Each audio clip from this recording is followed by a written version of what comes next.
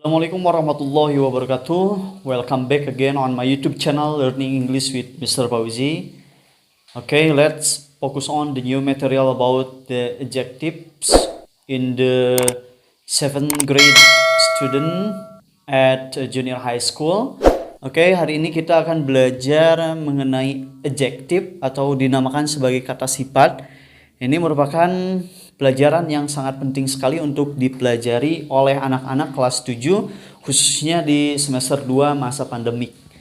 Kita lihat, adjective itu merupakan kata sifat. Kata sifat adalah kata yang fungsinya untuk memberikan gambaran, yang fungsinya untuk memberikan sifat pada suatu benda, pada suatu subjek, kayak gitu ya.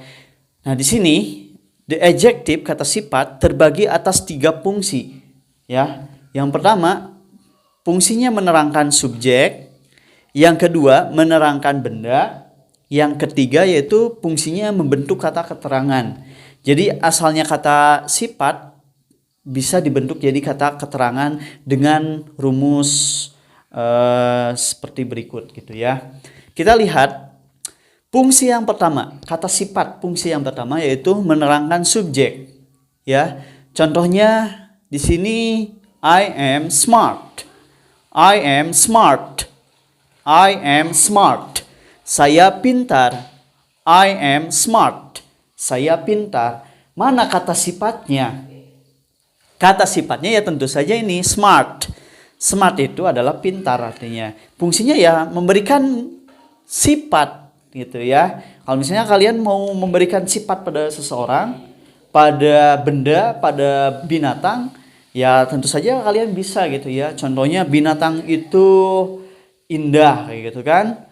Misalnya teman kamu cantik ya. Your friend is beautiful. Kan itu seperti itu ya. Fungsinya untuk memberikan sifat. Ya pasti setiap orang juga memiliki sifatnya masing-masing. Setiap benda memiliki sifatnya masing-masing. Kayak gitu ya. Kita lihat contoh yang kedua. You are lazy. You are lazy. You itu artinya kamu, are itu artinya adalah, lazy artinya malas. You are lazy, kamu malas. We are busy. We are busy. Kami sibuk atau kita sibuk. They are fast. Mereka cepat. They are fast. Mereka cepat. The car is slow. The car is slow. The car is slow. Mobil itu lambat.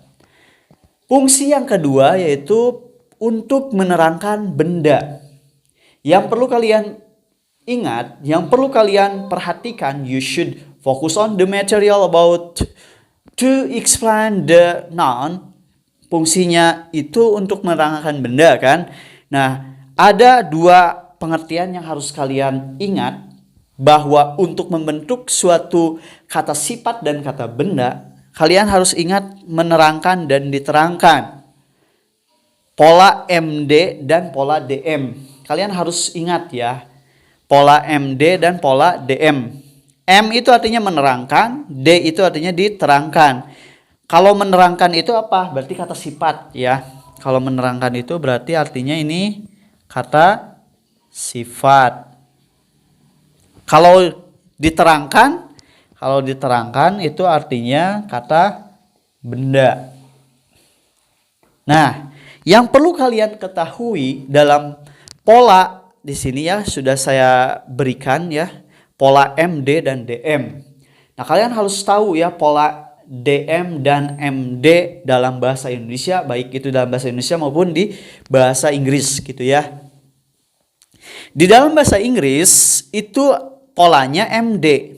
Ketika kita merubahnya ke dalam bahasa Indonesia jadi polanya DM. Ya, terbalik gitu ya.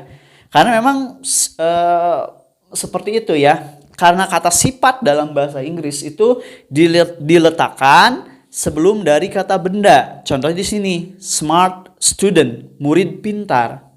Smart itu artinya pintar, merupakan kata sifat. Student itu kata benda. Nah, ini diletakkan sebelum dari kata benda gitu ya, kata sifat itu. Tapi ketika kita terjemahkan jadi terbalik gitu ya, muridnya dulu baru kata sifatnya dulu gitu kan. Muridnya dulu kemudian pintarnya. Bukan diartikan jadi Smart student itu pintar murid, bukan, tapi jadi murid pintar. Nah, ini kita lihat polanya. Saya kasih contoh yang lain. Naughty boy, naughty boy, naughty boy.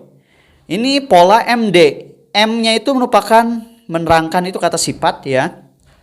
Naughty itu artinya nakal. Berarti ini fungsinya untuk menerangkan. Boy itu yang diterangkan, kata bendanya, anak laki-laki gitu ya. Naughty itu fungsinya untuk menerangkan, karena ini kata sifat.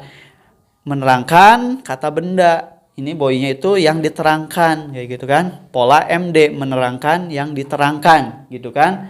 Nah, dalam bahasa Indonesia jadi anak nakal, gitu ya. Polanya jadi terbalik.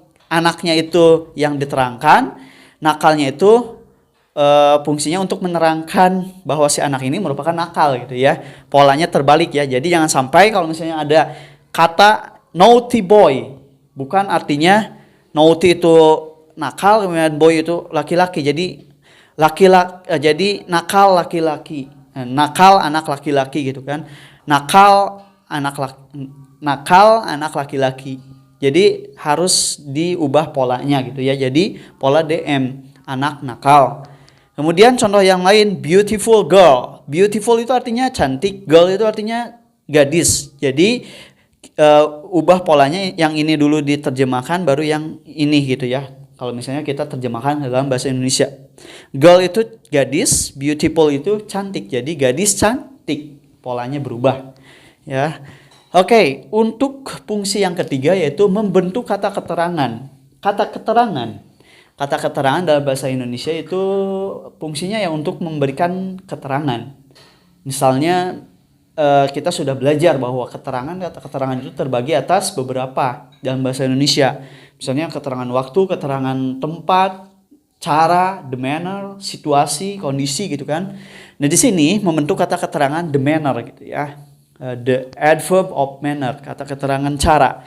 Contohnya rumus ya, kata sifat ditambah ly di belakang kata sifat tersebut gitu ya. Kita tambahkan ly di belakang kata sifat tersebut. Contohnya misalnya quickly. Quick itu artinya cepat. Kita tambahkan komponen l dan y di belakang kata tersebut. Jadi quickly artinya ly itu dengan cepat gitu ya, atau secara cepat. Kayak gitu ya. Contohnya, smartly dengan pintar, slowly dengan lambat, firstly pertama-tama, badly dengan jelek. Kita ulangi lagi, smartly dengan pintar, slowly dengan lambat, firstly pertama-tama, badly dengan jelek gitu ya, secara jelek gitu ya. Nah, itu dinamakan sebagai kata keterangan. Saya kasih contoh lagi, satu contoh kalimat misalnya I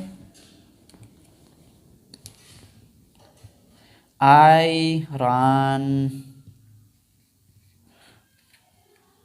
quickly. I run quickly.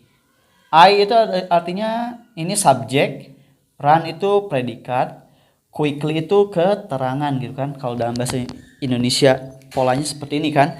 Subjek itu pelaku, run itu artinya predikat. Predikat itu merupakan kata kerja. K itu keterangan. Keterangan itu ya memberikan suatu gambaran gitu ya, memberikan suatu keterangan cara gitu ya di sini. I run quickly. Saya berlari dengan cepat. Saya berlari dengan cepat. Seperti itu saja untuk pembahasan part pertama mengenai adjective. May it can be beneficial for you. I should say thanks for watching my videos. Don't forget to watch my other videos on my YouTube channel. Assalamualaikum warahmatullahi wabarakatuh.